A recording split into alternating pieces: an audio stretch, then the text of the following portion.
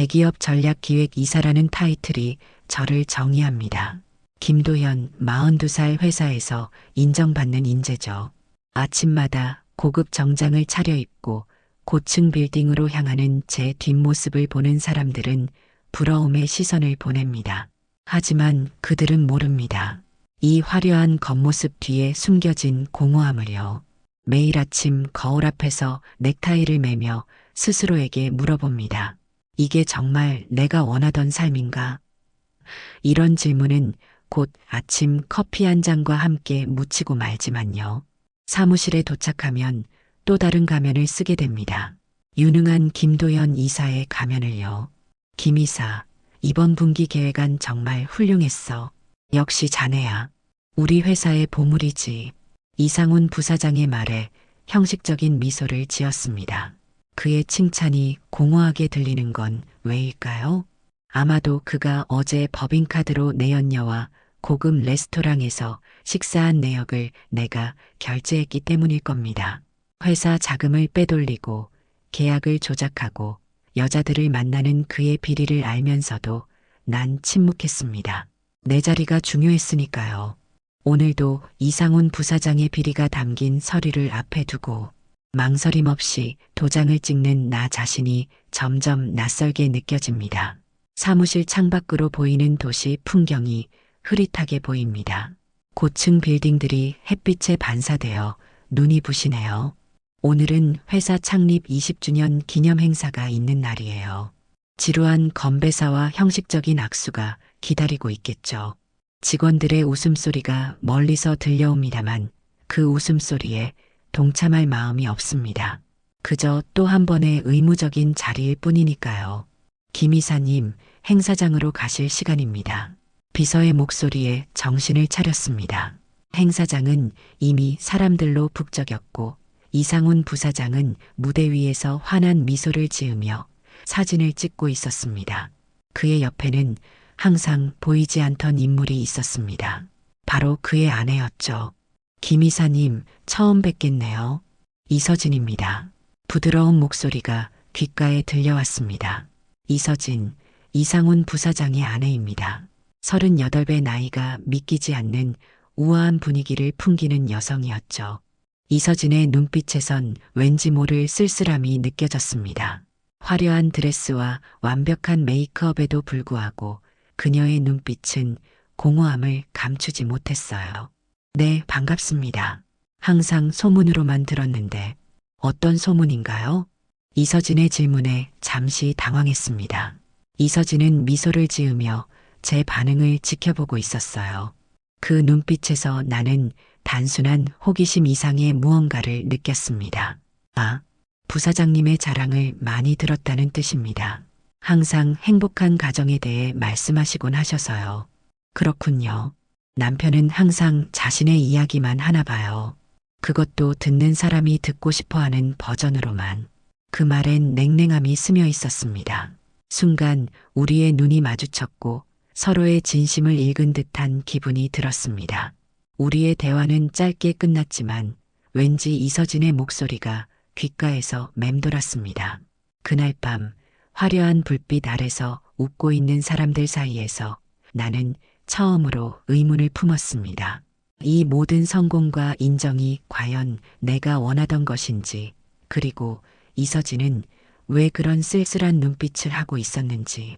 일주일이 지났을까요? 이상훈 부사장에게서 전화가 왔습니다. 목소리에는 어떤 급함이 묻어 있었습니다. 평소와는 다른 톤이었죠. 도연아, 오늘 저녁 우리 집에서 간단히 식사나 하지. 중요한 얘기도 있고 9시까지 오면 돼. 부사장의 집으로 초대받는 건 처음이었습니다. 퇴근 후 차를 몰고 가는 내내 불안한 마음이 들었습니다. 무슨 이야기를 하려는 걸까요? 혹시 내가 모르는 사이에 그의 비리에 뭔가 잘못된 일이 생긴 걸까요? 화려한 외관의 저택 앞에 서니 이상훈. 부사장의 탐욕이 어디서 비롯되었는지 짐작할 수 있었어요. 이 모든 걸 유지하기 위해 그가 얼마나 많은 비리를 저질러야 했을지 생각만 해도 아찔했습니다. 초인종을 누르자 문을 열고 이서진이 맞이했습니다. 회사 행사에서 보았던 것보다 더 아름다웠습니다. 화려한 드레스 대신 간단한 홈웨어 차림이었지만 그것이 오히려 그녀의 자연스러운 아름다움을 더 돋보이게 했어요. 어서 오세요. 남편이 곧 내려올 거예요. 와인 한 잔 드실래요? 이서진은 마치 이 집의 주인이 아닌 것처럼 어색하게 웃고 있었습니다. 집안 분위기에서는 따뜻함이 느껴지지 않았어요. 마치 전시장 같았죠. 모든 것이 완벽하게 정돈되어 있었지만 실제로 사는 집 같지는 않았습니다. 식탁에 앉아 와인을 마시며 우리는 이상훈 부사장을 기다렸습니다. 침묵이 흐르는 가운데 이서진의 표정은 점점 더 냉랭해졌어요. 남편이 항상 늦네요. 익숙해지셔야 할 거예요. 그녀의 목소리에는 체념이 묻어 있었습니다. 그때 이상훈 부사장이 계단을 내려오는 소리가 들렸습니다. 미안, 회사 일로 늦었어. 도연 왔구나. 이상훈 부사장은 이서진에게는 눈길도 주지 않고 바로 식탁으로 향했습니다. 식사가 시작되었고 이상훈 부사장은 와인을 연거푸 마시며 이야기를 시작했습니다. 도연아, 이번에 서아시아 계약건 어떻게든 성사시켜야 해. 위에서도 압박이 심하고 너만 믿는다. 그의 눈빛에서 평소와는 다른 초조함이 느껴졌습니다. 나는 그 계약의 이면에 불법적인 요소가 있다는 걸 이미 알고 있었습니다. 리베이트 문제, 인허가 과정의 불법성, 모든 게 위험했습니다. 네, 부사장님, 최선을 다하겠습니다. 입에서 자동으로 나온 대답이었습니다.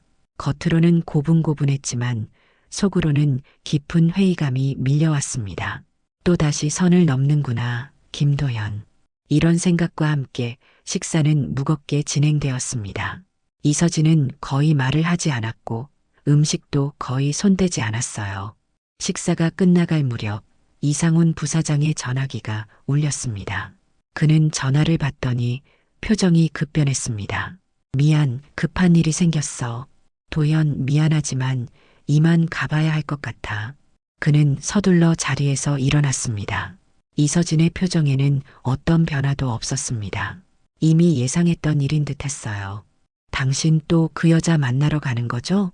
이서진의 질문에 이상훈 부사장은 잠시 멈칫했지만 곧 무시하고 밖으로 나갔습니다.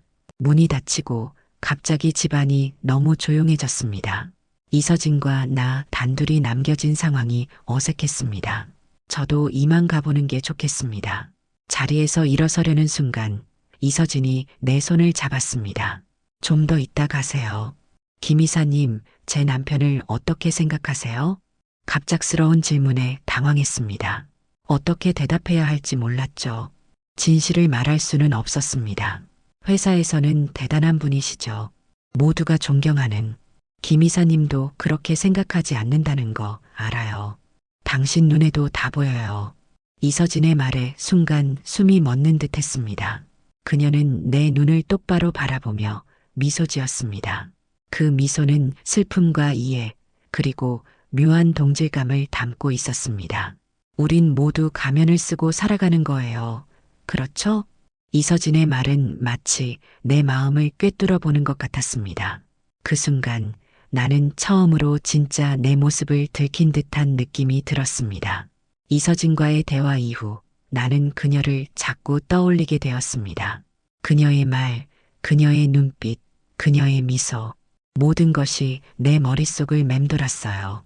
회사에서 이상훈 부사장을 마주할 때마다 죄책감이 밀려왔지만 동시에 이서진에 대한 생각도 떨쳐낼 수 없었죠.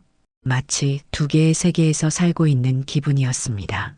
한쪽은 항상 타협하고 가면을 쓰는 회사의 김도연 이사, 다른 한쪽은 이서진과 나눈 짧은 대화에서 느낀 진정성을 갈망하는 진짜 김도연. 퇴근 후 회사 근처 카페에 들렀을 때였습니다. 창가에 혼자 앉아 커피를 마시고 있는 이서진을 발견했습니다. 우연인지 아니면 의도된 만남인지 알 수 없었지만 심장이 빠르게 뛰기 시작했습니다. 잠시 망설이다가 그녀에게 다가갔습니다. 이서진 씨, 여기서 뵙네요. 놀란 듯하던 그녀의 표정이 금세 편안한 미소로 바뀌었습니다. 김 이사님 앉으세요. 커피 한 잔 하실래요? 그녀의 초대를 받아들여 맞은편에 앉았습니다. 처음에는 평범한 날씨 이야기, 카페 이야기로 시작했지만 점차 대화는 깊어졌습니다. 그녀는 자신의 삶에 대해 이야기하기 시작했어요. 사실 저는 행복하지 않아요. 겉으로는 모든 것을 가진 것 같지만 실제로는 아무것도 없는 삶이죠. 이서진의 말에 가슴이 아팠습니다. 그녀의 눈에 맺힌 눈물을 보며 무슨 말을 해야 할지 몰랐습니다. 내 남편은 회사를 위해 살아요. 아니, 자기 돈을 더 많이 벌기 위해 사는 거겠죠. 난 그저 좋은 배경이 필요해서 결혼한 사람이에요. 그에게 난 이상적인 부사장 아내의 이미지였을 뿐이죠. 이서진의 솔직한 고백에 나도 모르게 내 이야기를 하기 시작했습니다. 회사에서의 타협, 양심의 저버림, 공허한 성공. 평소에는 누구에게도 하지 않던 이야기들이 술술 나왔어요. 우리는 참 비슷하네요. 이서진이 미소 지으며 말했습니다. 그 순간 우리는 서로에게서 자신의 모습을 발견한 것 같았습니다. 외로움과 공허함을 공유하는 두 영혼의 만남이었죠. 그날 이후로 우리는 종종 우연히 만났습니다. 미술관에서, 공원에서, 때로는 도시 외곽의 조용한 카페에서 매번 만날 때마다 우리는 더 많은 이야기를 나누었고 서로에 대해 더 깊이 알아갔습니다. 어느 비 오는 날 우리는 도시 외곽의 한적한 펜션에서 만났습니다. 빗소리를 들으며 와인을 마시고 있었죠. 이상훈 부사장은 해외 출장 중이었고 회사도 조용했습니다. 아무도 우리를 의심하지 않았어요.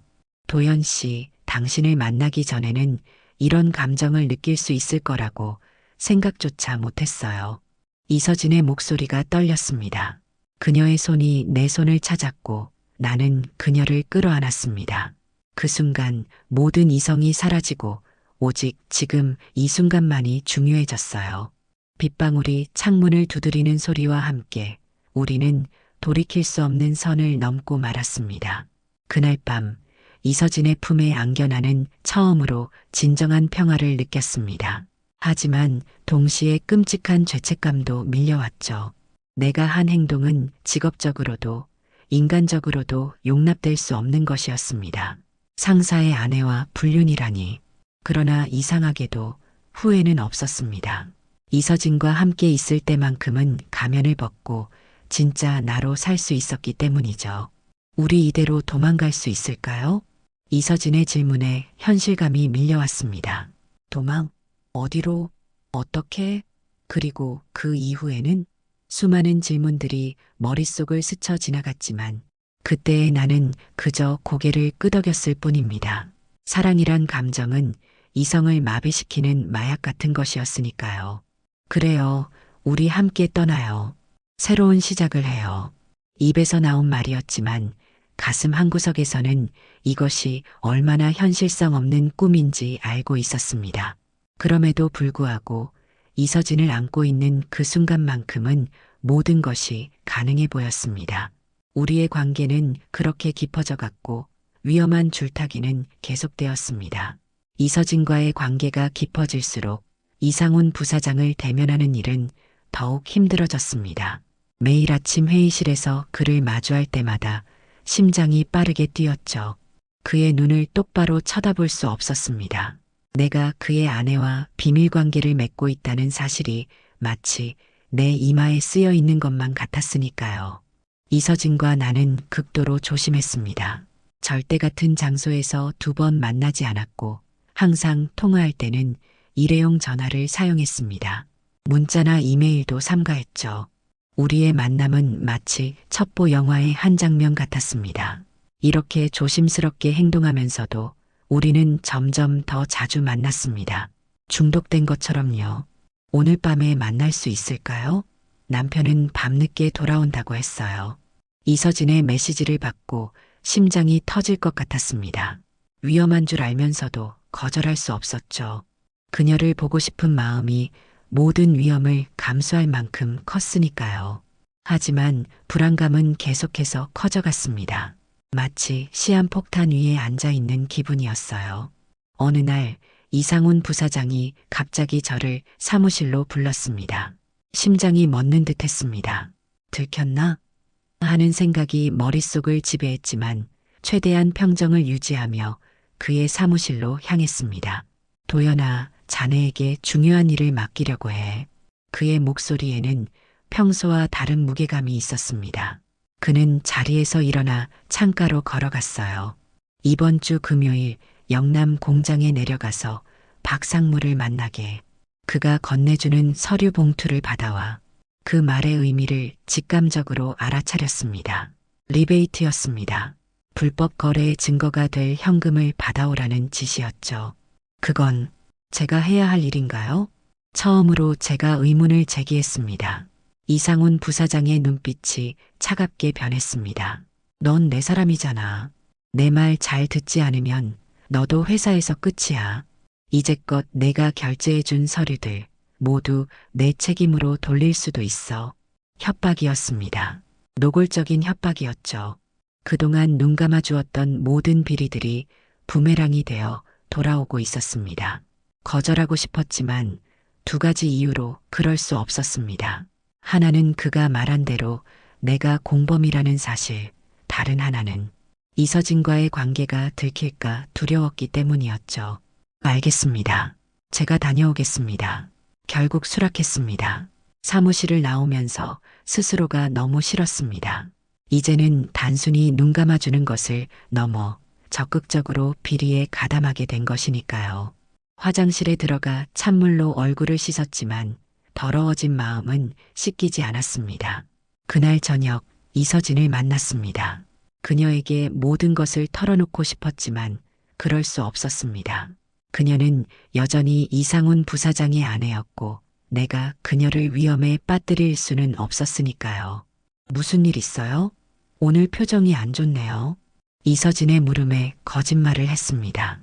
아니에요. 그냥 업무가 좀 힘들어서.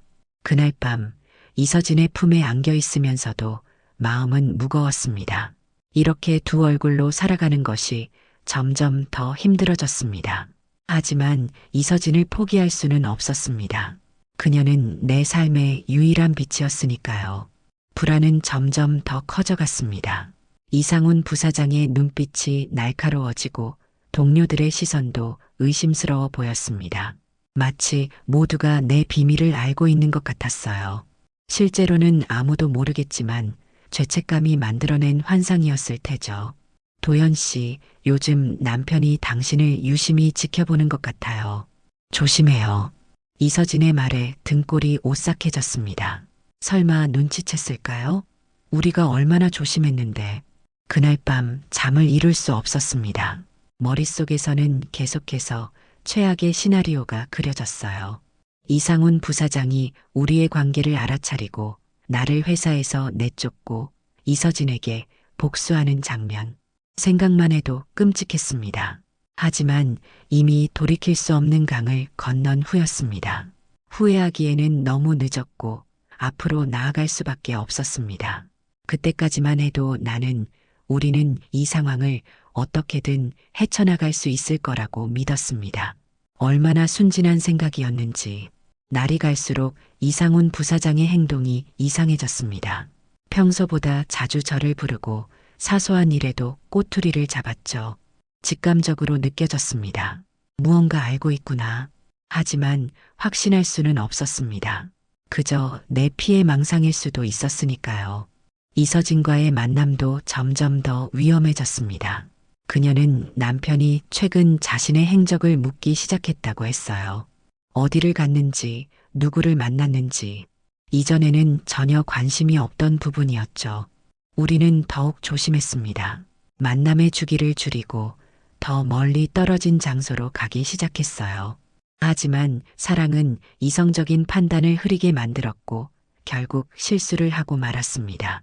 그날은 이서진의 생일이었습니다. 선물을 전하기 위해 그녀가 자주 가는 호텔 카페에서 만났죠. 단 10분만 얼굴을 보고 헤어질 생각이었습니다. 하지만 그 짧은 시간이 우리의 운명을 바꾸어 놓았어요. 생일 축하해요. 작은 선물 상자를 건네며 말했습니다. 이서진의 얼굴에 환한 미소가 번졌습니다. 그녀는 상자를 열어 목걸이를 꺼내 보았어요. 정말 아름다워요. 도연 씨, 그녀의 눈에 눈물이 맺혔습니다. 순간적으로 그녀의 손을 잡았고 우리는 서로를 바라보았습니다. 그 순간 카메라 셔터 소리가 들린 것 같았지만 신경 쓰지 않았습니다. 호텔 로비에는 항상 관광객들이 많으니까요. 그로부터 3일 후 회사에서 이상한 분위기를 느꼈습니다. 동료들이 저를 보는 시선이 달라졌어요. 수군거림이 들렸고 갑자기 조용해지는 상황이 반복되었습니다. 뭔가 잘못됐다는 예감이 들었죠. 오후 5시 퇴근 시간이 다가올 무렵 이상훈 부사장이 제 사무실로 들어왔습니다. 그의 표정은 너무나 차가웠고 눈빛에는 증오가 가득했습니다. 내 사무실로 와. 단 한마디를 남기고 그는 돌아섰습니다. 심장이 목구멍까지 차올랐습니다. 이제 끝이구나. 이 생각과 함께 그의 사무실로 향했습니다. 다리가 떨려 제대로 걷기 힘들 정도였어요. 그의 사무실에 들어서자 이상훈 부사장은 자리에 앉아 있었습니다. 테이블 위에는 갈색 봉투 하나가 놓여 있었죠. 앉아. 그의 명령에 따라 자리에 앉았습니다. 이상훈 부사장은 봉투를 밀어내게 건넸습니다. 열어봐. 떨리는 손으로 봉투를 열었습니다. 안에는 여러 장의 사진이 들어 있었어요. 이서진과 제가 함께 있는 모습, 손을 잡고 있는 모습, 그리고 가장 충격적인 것은 그 호텔 카페에서 찍힌 사진이었습니다. 그날 셔터 소리는 환청이 아니었던 거죠. 누군가가 우리를 미행하고 있었던 겁니다. 내가 믿었던 놈이 날 배신해? 이상훈 부사장의 목소리는 떨리고 있었습니다. 분노와 배신감이 섞인 음성이었죠. 설명할 수 있습니다. 나직한 목소리로 말했지만 사실 무슨 말을 해야 할지 몰랐습니다. 설명할 방법이 있었을까요? 내가 당신의 아내와 사랑에 빠졌다고? 그런 변명이 통할 리 없었습니다. 설명? 뭘 더 설명해? 이 자식아. 그는 책상을 내리치며 소리쳤습니다. 그때까지 본 적 없는 격렬한 분노였어요. 이상훈 부사장은 서랍에서 또 다른 파일을 꺼내 내게 던졌습니다. 이것도 한번 봐. 내가 그동안 결제해준 서류들, 내 서명이 있는 비리 증거들이야. 내 아내를 건드린 대가를 치르게 해줄 테니까. 파일을 펼쳐보니 그동안 내가 눈 감아준 모든 비리의 증거가 담겨 있었습니다. 법인카드 부정 사용 내역, 리베이트, 허위 계약, 모든 것에 내 서명이 있었죠. 그는 모든 증거를 철저히 준비해 놓았던 겁니다. 이제 선택해. 내 아내와 관계를 끊고 내 명령을 따를 건가, 아니면 내가 망할 건가. 이상훈 부사장의 얼굴에는 이미 승리한 자의 여유가 있었습니다. 그는 자신이 이길 것을 알고 있었죠. 내가 모든 것을 잃기 싫다면 이서진을 포기하고 그의 꼭두각시가 되어야 한다는 것. 그것이 그가 제시한 거래였습니다. 하지만 내 머릿속에는 이서진의 얼굴만 떠올랐습니다. 그녀와 함께했던 시간들, 그녀가 내게 준 용기와 진실. 그것을 포기할 수 있을까요? 목이 메어 말이 나오지 않았습니다. 시간은 내일 아침까지야. 그때까지 답을 가져와. 그리고 그는 일어서며 마지막 경고를 남겼습니다. 이 얘기는 절대 내 아내에게 하지 마. 알겠어? 그날 밤 집으로 돌아와 침대에 누웠지만 잠을 이룰 수 없었습니다. 천장만 바라보며 계속해서 생각했죠. 어떻게 해야 할까? 이서진을 포기하고 예전처럼 이상훈 부사장의 명령에 복종할 것인가? 아니면 모든 것을 잃더라도 사랑을 지킬 것인가? 이 질문에 대한 답을 찾지 못한 채 밤은 깊어갔습니다. 다음 날 아침 답을 가지고 이상훈 부사장을 만나러 가는 길이었습니다. 밤새 고민한 끝에 내린 결정이 옳은 것인지 확신이 없었지만 적어도 후회는 하지 않으리라 다짐했습니다. 회사 로비에 들어서는 순간 모든 시선이 저를 향했습니다. 이미 소문이 퍼진 듯 했어요. 김도연 이사가 부사장 아내와 불륜을. 이런 내용의 수군거림이 들리는 것 같았습니다. 이상훈 부사장의 사무실 문을 두드리기 전 휴대폰이 울렸습니다. 이서진이었어요. 도현 씨, 남편이 알아버렸어요. 어젯밤부터 집에 돌아오지 않았고 무슨 일이 있었던 거죠? 그녀의 목소리에는 공포가 묻어 있었습니다. 이상훈 부사장이 집에 돌아가지 않았다는 사실에 놀랐습니다. 어디서 무얼 하고 있었을까요? 진정해요. 지금 어디예요? 집이에요. 남편이 언제 돌아올지 몰라서 불안해요. 그녀를 안심시키고 전화를 끊은 후 결심을 굳혔습니다. 이상훈 부사장과의 대화는 이제 의미가 없었습니다. 그가 원하는 건 내 굴복과 이서진에 대한 포기였지만 이미 모든 사람이 알고 있는 상황에서 그런 거래는 불가능했어요. 사무실로 돌아가 짐을 챙기려는데 인사팀장이 찾아왔습니다. 김도연 이사님, 이 서류에 서명해 주세요. 건네받은 서류는 사직서였습니다. 이미 결정된 일이었군요. 이상훈 부사장은 기다릴 생각도 없었던 겁니다. 조용히 서명한 후 짐을 챙겨 회사를 나왔습니다. 15년 동안 몸담았던 회사를 이렇게 떠나게 될 줄은 몰랐습니다. 회사를 나서는 순간 이서진에게서 다시 전화가 왔습니다. 도현 씨, 남편이 방금 들어왔어요. 표정이 너무 무서워요. 뭐라고 말도 안 하고 지금 바로 나와요. 제가 데리러 갈게요. 이서진을 데리러 가는 길 마음이 무거웠습니다. 이제 저는 실직자였고 이서진은 위험한 상황에 처해 있었습니다. 앞으로 어떻게 해야 할지 막막했죠. 그때 또다시 이서진의 전화가 왔습니다. 도현 씨, 남편이 당신이 회사에서 쫓겨났다고 말했어요. 정말이에요? 네, 사실이에요. 하지만 괜찮아요. 우리는 남편이 모든 사진을 보여줬어요. 우리가 만났던 모든 장소, 시간, 다 알고 있었던 거예요. 이서진의 목소리가 떨렸습니다. 배경에서 고함 소리가 들렸어요. 이상훈 부사장이 소리치는 소리였습니다. 이서진 씨, 괜찮아요? 지금 어디예요? 남편이 계속 소리를 지르고 도연 씨 무서워요. 우리 도망가요. 여기서 벗어나야 해요. 그녀의 제안에 심장이 빠르게 뛰었습니다. 도망? 그게 가능할까요? 하지만 현실적으로 생각해보면 우리에게는 선택지가 없었습니다. 이상훈 부사장의 영향력은 막강했고 그는 분명 우리를 가만두지 않을 것이었으니까요. 진정해요. 현실을 무시할 수 없어요. 지금 도망쳐도 평생 쫓겨다닐 거예요. 그럼 어떡해요?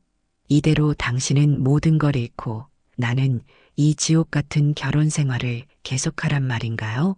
이서진의 절박한 목소리에 마음이 찢어지는 듯 했습니다. 그녀를 구해야 했지만 어떻게 해야 할지 몰랐어요. 그때 배경에서 무언가 깨지는 소리가 들렸습니다. 이서진 씨, 괜찮아요? 전화가 끊겼습니다. 급히 차를 몰고 이상훈 부사장의 집으로 향했습니다. 하지만 집 앞에 도착했을 때 이미 경찰차가 여러 대 주차되어 있었어요. 무슨 일이 벌어진 걸까요? 심장이 멎는 듯한 공포가 몰려왔습니다. 경찰들 사이로 이상훈 부사장이 나오는 모습이 보였습니다. 그의 표정은 차갑고 단호했어요. 이서진은 보이지 않았습니다. 한 경찰관에게 다가가 무슨 일이 있었는지 물어보려는 순간 이상훈 부사장이 저를 발견했습니다. 저 자식이에요. 제 아내를 유혹한 놈이. 그의 외침에 모든 시선이 저를 향했습니다. 경찰관 2명이 다가와 저를 붙잡았어요. 김도연 씨, 같이 가주셔야겠습니다. 경찰서로 연행되는 동안 머릿속은 혼란스러웠습니다. 이서진은 어디에 있을까요? 무슨 일이 있었던 걸까요? 그녀는 다치지 않았을까요? 경찰서에서 밝혀진 사실은 충격적이었습니다. 이상훈 부사장은 이서진을 폭행한 혐의로 고소되었지만 그는 이를 부인하며 오히려 나를 가리켜 자신의 가정을 파괴한 장본인이라고 주장했습니다. 더 충격적인 것은 이서진이 집을 나가 행방불명됐다는 사실이었죠. 그날 밤 경찰 조사를 마치고 풀려난 후 저는 이서진에게 연락을 시도했지만 그녀는 전화를 받지 않았습니다. 그녀가 어디로 갔는지 무슨 생각을 하고 있는지 전혀 알 수 없었어요. 그저 그녀가 안전하기만을 바랄 뿐이었습니다. 집으로 돌아와 소파에 앉았습니다. 창밖으로 비가 내리기 시작했어요. 하루 만에 모든 것을 잃었습니다. 직장, 명예, 그리고 사랑까지. 이제 남은 것은 무엇일까요? 공허함과 후회뿐이었습니다. 하지만 그때 머릿속에서 무언가 번뜩였습니다. 이상훈 부사장이 저를 협박했던 증거들, 그가 행한 모든 비리의 기록. 그것은 내가 패배했다는 증거이기도 했지만 동시에 그를 무너뜨릴 수 있는 무기이기도 했습니다. 넌 끝났어. 그리고 내 아내에게도 다시는 손대지 마. 이상훈 부사장의 마지막 경고가 귓가에 울렸습니다. 그래, 나는 끝났을지 모르지만 당신도 같이 끝내주마. 이 결심과 함께 새로운 계획이 머릿속에서 형성되기 시작했습니다. 다음 날 아침 저는 새로운 의지로 눈을 떴습니다. 밤새 생각한 계획을 실행에 옮길 시간이었습니다. 우선 그동안 제가 알고 있던 이상훈 부사장의 비리 증거들을 모두 모았습니다. 법인카드 부정 사용 내역, 리베이트 수수 증거, 조작된 계약서들. 이상훈 부사장은 저를 협박하기 위해 이 증거들을 보여주었지만 그것이 역으로 그를 무너뜨릴 수 있다는 사실은 생각하지 못했던 것 같았습니다. 하지만 이것만으로는 부족했습니다. 이상훈 부사장은 워낙 영향력이 강해서 이 정도로는 쉽게 무너지지 않을 것이었습니다. 더 강력한 증거가 필요했어요. 그때 떠올랐습니다. 제가 마지막으로 받으러 갔던 리베이트 봉투. 그날 이상훈 부사장의 지시로 영남 공장에서 박상무에게 받아온 현금이 들어있는 봉투를 아직 열어보지 않고 보관하고 있었습니다. 그 봉투를 찾아 열어보니 예상대로 현금 5천만 원과 함께 거래 내역을 상세히 적은 메모가 들어있었습니다. 이것이야말로 결정적인 증거였죠. 이 메모에는 누가, 언제, 얼마를, 어떤 목적으로 주고받았는지가 명확히 기록되어 있었습니다. 법정에서 부인할 수 없는 증거였어요. 모든 증거를 모은 후 저는 오랫동안 알고 지내던 경제부 기자에게 연락했습니다. 그는 평소에도 우리 회사의 비리를 의심하고 있었지만 증거가 없어 보도하지 못했던 터였죠.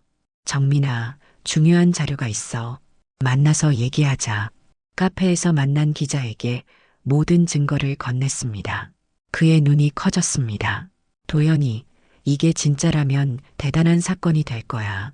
하지만 넌 어떻게 될지 알고 있지? 알아. 나도 공범이니까. 하지만 이대로는 못 살겠어. 기자는 증거를 자세히 검토한 후 심각한 표정으로 말했습니다. 도연아, 너에게도 불리한 증거들이 여기 많이 있어. 내 서명이 있는 서류들도 있고. 괜찮아. 내가 한 일에 대한 책임을 질 준비가 되어 있어. 다만 말을 잠시 멈추고 창밖을 바라보았습니다. 비가 그치고 햇빛이 조금씩 비치기 시작했어요. 이서진은 이 일에서 제외해줘. 그녀는 피해자야. 기자는 고개를 끄덕였습니다. 그리고 이틀 뒤 모든 것이 폭발했습니다.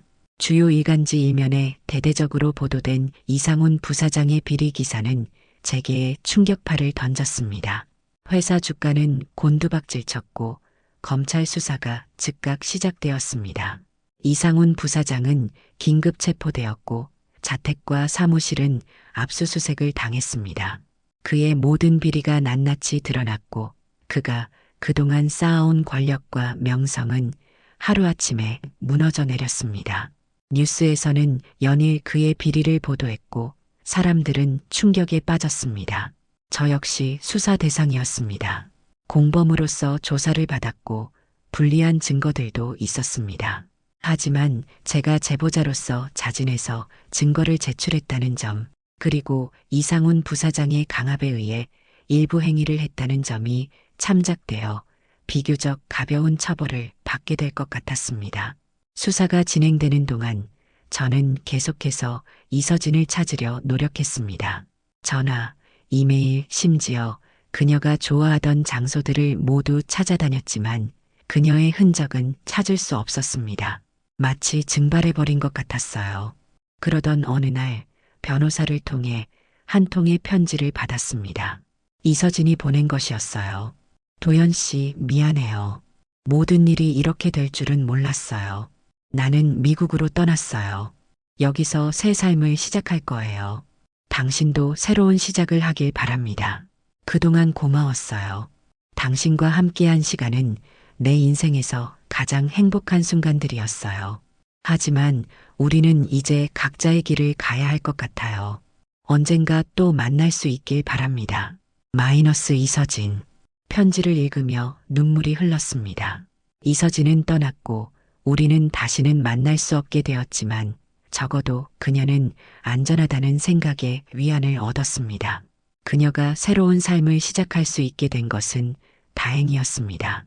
수사는 계속되었고 회사는 더 큰 혼란에 빠졌습니다. 이상훈 부사장뿐만 아니라 다른 경영진들의 비리도 연이어 드러났고 회사 전체가 대대적인 구조조정을 겪게 되었습니다. 모든 것이 변하고 있었어요. 그리고 저는 모든 것을 잃었지만 이상하게도 마음은 가벼웠습니다. 더 이상 거짓된 삶을 살지 않아도 된다는 해방감이 있었습니다. 이제는 진정한 자신을 찾아갈 시간이었습니다. 1년이 지났습니다. 계절이 바뀌고 세상도 많이 변했습니다. 이상훈 부사장은 결국 15년형을 선고받고 수감되었고 회사는 대대적인 개혁을 거쳐 새로운 경영진이 들어섰습니다.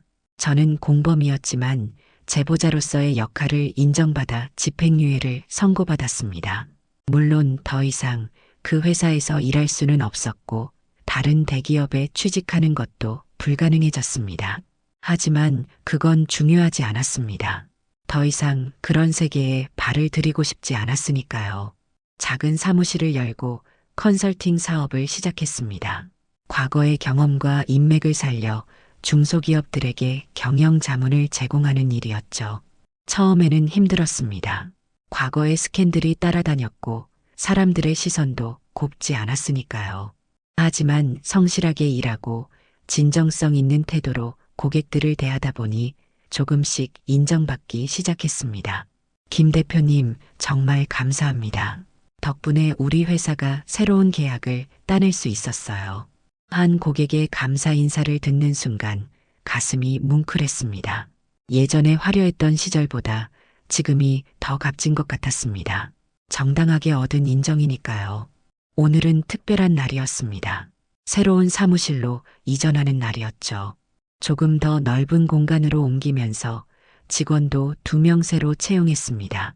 작지만 제 힘으로 일구어낸 성과였습니다.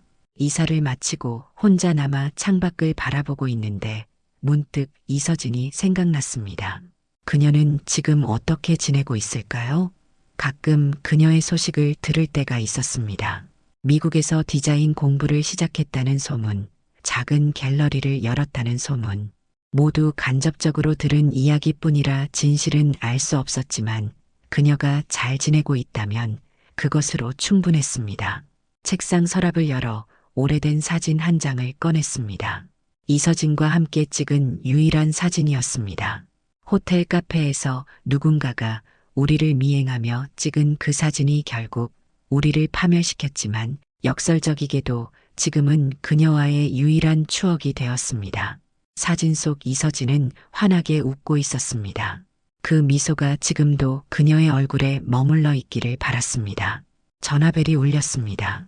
새로운 고객이었습니다. 통화를 마치고 외투를 걸치며 사무실을 나섰습니다. 가을바람이 얼굴을 스쳤습니다. 서늘하지만 상쾌한 느낌이었습니다. 마치 새로운 시작을 알리는 것 같았어요. 카페에 도착하여 새 고객을 기다리며 커피를 주문했습니다.